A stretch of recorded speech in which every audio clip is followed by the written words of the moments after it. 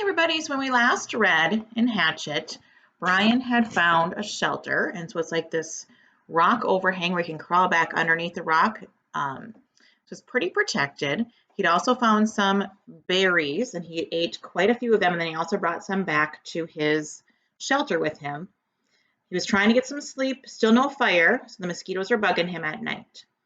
All right, so now we're going to read chapter 7. Mother! He screamed it, and he could not be sure if the scream awakened him or the pain in his stomach. His whole abdomen was torn with great rolling jolts of pain, pain that doubled him in the darkness of the little shelter, put him over and face down in the sand to moan again and again. Never anything like this, never. It was as if all the berries, all the pits had exploded in the center of him, ripped and tore at him. He crawled out the doorway and was sick in the sand, then crawled still further and was sick again, vomiting and with terrible diarrhea for over an hour. For over a year, he thought, until he was at last empty and drained of all strength. Then he crawled back into the shelter and fell again to the sand, but could not sleep at first, could do nothing except lie there, and his mind decided then to bring the memory up again. In the mall, every detail. His mother sitting in the station wagon with the man, and she had leaned across and kissed him. Kissed the man with the short blonde hair, and it was not a friendly peck, but a kiss. A kiss where she turned her head over at an angle and put her mouth against the mouth of the blonde man, who was not his father, and kissed, mouth to mouth, and then brought her hand up to touch his cheek, his forehead while they were kissing. And Brian saw it. Saw this thing that his mother did with the blonde man. Saw the kiss that became the secret that his father still did not know all about. The memory was so real that he could not feel the heat in the mall that day. So real that he could feel the heat in the mall that day, could remember the worry that Terry would turn and see his mother, could remember the worry of the shame of it, and then the memory faded, and he slept again. Okay, so that's the full secret, right? He kept talking about the secret that kind of broke up his parents' marriage. So he remembers seeing his mom kiss a man at the mall one day, but she doesn't know that he saw it, and the dad doesn't know about it either. Awake. For a second, perhaps two, he did not know where he was still in his sleep somewhere. Then he saw the sun streaming in the open doorway of the shelter, and heard the close, vicious whine of the mosquitoes, and knew. He brushed his face, completely welted now with 2 days of bites, completely covered with lumps and bites, and was surprised to find the swelling on his forehead had gone down a great deal, was almost gone. The smell was awful, and he couldn't place it. Then he saw the pile of berries at the back of the shelter, and remembered the night and being sick. Too many of them, he said aloud. Too many gut cherries. He crawled out of the shelter and found where he'd messed the sand. He used sticks and cleaned it up as best he could, covered it with clean sand, and went down to the lake to wash his hands and get a drink. It was still very early, only just past true dawn, and the water was so calm he could see his reflection. It frightened him. The face was cut and bleeding, swollen and lumpy, the hair all matted, and on his forehead a cut had healed, but left the hair stuck with blood and scab. His eyes were slits in the bites, and he was somehow covered with dirt. He slapped the water with his hand to destroy the mirror. Ugly, he thought, very, very ugly. And he was, at that moment, almost overcome with self-pity. He was dirty and starving and bitten and hurt and lonely and ugly and afraid, and so completely miserable that it was like being in a pit, a dark, deep pit with no way out. He sat back on the bank and fought crying, then let it come and cried for perhaps 3-4 minutes. Long tears, self-pity tears, wasted tears. He went back to the water and took small drinks. As soon as the cold water hit his stomach, he felt the hunger sharpen, as it had before, and he stood and held his abdomen until the hunger cramps receded. He had to eat. He was weak with it again, down with the hunger, and he had to eat. Back at the shelter, the berries lay in a pile where he had dumped them when he grabbed his windbreaker. Gut cherries, he called them in his mind now, and he thought of eating some of them.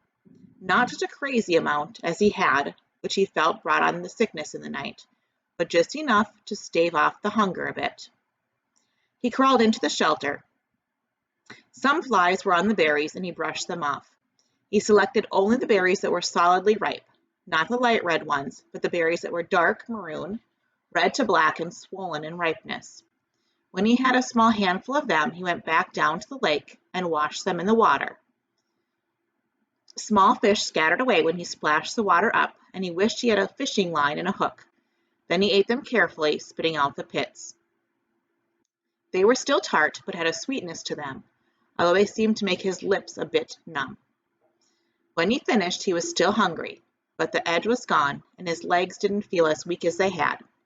He went back to the shelter. It took him half an hour to go through the rest of the berries and sort them, putting all the fully ripe ones in a pile on some leaves, the rest in another pile.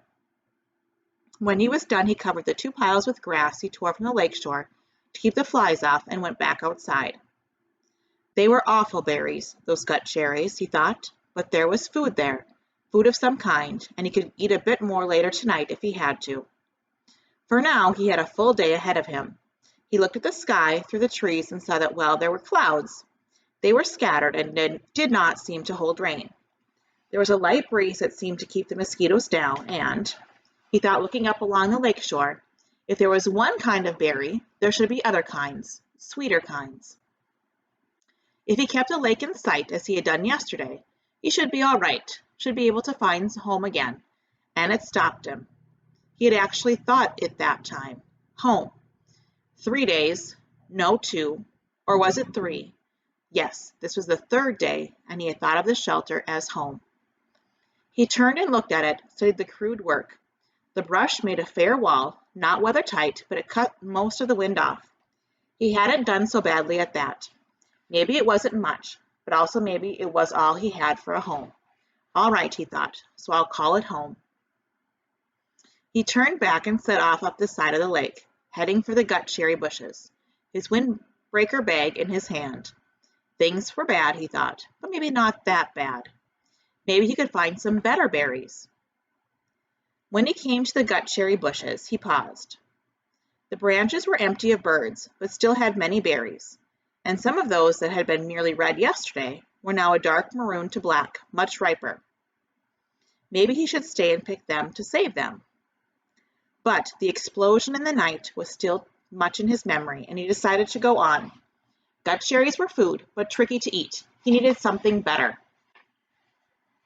Another 100 yards up the shore, there was a place where the wind had torn another path. These must have been fierce winds, he thought, to tear places up like this, as they had the path he had found with the plane when he crashed. Here the trees were not all the way down, but twisted off and snapped halfway up from the ground, so their tops were all down and rotted and gone, leaving the snags poking into the sky like broken teeth. It made for tons of dead and dry wood, and he wished once more he could get a fire going. It also made a kind of clearing. With the tops of the trees gone, the sun could get down to the ground, and it was filled with small thorny bushes that were covered with berries. Raspberries. These he knew because there were some raspberry bushes in the park, and he and Terry were always picking and eating them when they biked past. The berries were full and ripe, and he tasted one to find it sweet, and with none of the problems of the gut cherries. Although they did not grow in clusters, there were many of them, and they were easy to pick, and Brian smiled and started eating. Sweet juice, he thought. Oh, they were sweet, with just a tiny tang, and he picked and ate and thought that he had never tasted anything this good. Soon, as before, his stomach was full, but now he had some sense, and he did not gorge or cram more down. Instead, he picked more and put them in his windbreaker, feeling the morning sun on his back and thinking he was rich. Rich with food now, just rich. And he heard a noise to his rear, a slight noise, and he turned and saw the bear. And that's where I'm going to leave you for today. We'll read more tomorrow. Take care.